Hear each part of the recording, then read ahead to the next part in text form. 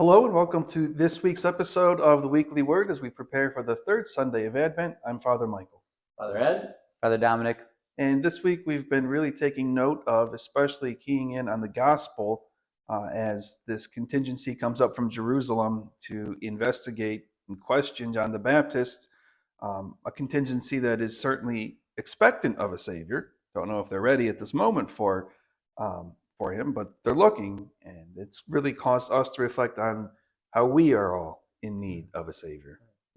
Now, there's this whole theme of Advent. Oh, by the way, thanks to Father Dominic and his family. You see, we are now in front of the rectory Christmas tree. And so kudos and much thanks to him and our beautiful hearth of our priest home.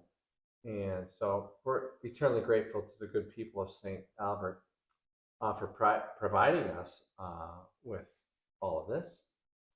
But we're wondering about, do we have, according to the kind of spirituality of Advent, do we have any expectancy of a Messiah, a Savior, a Redeemer? As I was mentioning maybe last week, a rescuer. Do we as Catholics today in the 21st century see ourselves in need of liberation and freedom from the oppressor, from sin, from death? I don't know. What else? Yeah, I think, for the Jewish people, it was very much on their mind religiously to anticipate a Messiah. It's in their scriptures, and their scriptures are actually leading and pointing to the coming Messiah. So for them, it's kind of like, as a religious community, it was really much on their mind. But I think for us today, number one, we live in a time of religious kind of a religious downturn. So not many people are practicing or thoughtful of those things. We also live in a culture of wealth, and so we, in a sense, there is a lie that we're already living in paradise, and I think we all could realize, looking at the pain and our own problems, that we're not. And so we can see even in like poor countries that they have a much greater awareness of their need for a Messiah, and so our Christian faith, really catches like wildfire among people who have that awareness and who have that desire and need for redemption. And so, especially as us as Americans, we need to kind of revive that. Even though we live in nice places and can eat nice foods, we need to recognize that deep down we still need that Messiah. Yeah, it's our Jewish brothers and sisters, and as many smarter people than I have said often, we as Catholics are really spiritual Jews. And so if we don't understand the spirituality of the Jewish people and the Jewish religion, we're never going to, and Jesus's religion, we're never going to understand our Christian spirituality. But anyway, with their Passover celebration, that's the key celebration of their faith.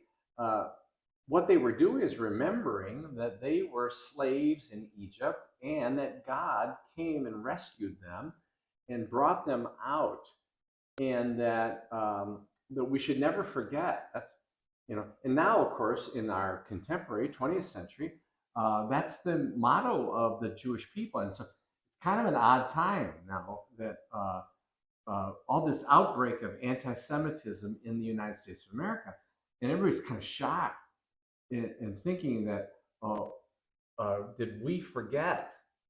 Did we forget the Holocaust? Did we forget the history of the Jewish people? And how is it that such things could be happening here? Well, because people have forgotten that we are oppressed. We are in need of a Redeemer, that this life isn't, we weren't intended to simply be happy and fulfilled here. So it might be a good thing for us this Advent, as Father says, in spite of the opulence of our life, the consuming temptation and addiction of our lives, to wonder, well, what do I need from God?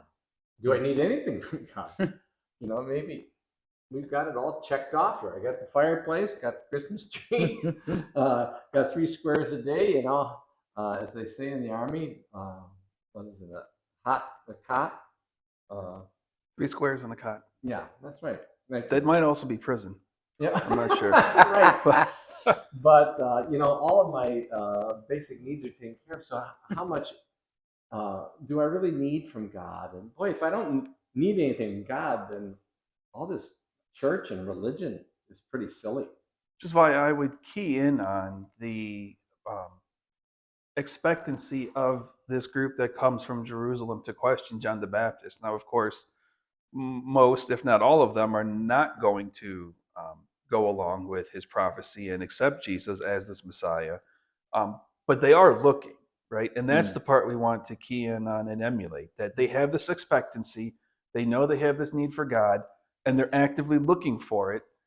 So let's emulate that, but also take the step that they did not at that point in time and say, okay, and I'm looking. I know that I need the Lord. I know I need God, and I know that He is coming to me in the person of Jesus, both in history, the first Christmas, but also every day, certainly at Mass, but also in the encounters that we have with one another, where we can be Jesus to one another and literally bring God's grace, God's encounter into the world with the way we help others, treat others, are kind to others, and point them in the right direction. So let's have that expectancy for God, but also at the same time know that He's already found us, and let's just go with Him. Right. Let's just follow Him home. You guys know that History, Mystery, Majesty? Have you ever heard that about Advent? That we celebrate 3 arrivals of God in our lives. In history, of course, in the incarnation of Jesus' birth. In majesty, when He's going to come again. So that's what we've been talking about in the first couple of weeks of Advent. And then, of course, in mystery, as Father is saying, in the sacraments especially, but in our daily life and our call to love. So we are looking for Jesus in history, in mystery, and in majesty at the end of time. So kind of, it's a, what do they call that? An alliteration? Not quite. No? It's some other sort of aesthetic. It sounds nice together. So let's heighten our expectancy and clarify our need for a Savior. All right. Take care. See you.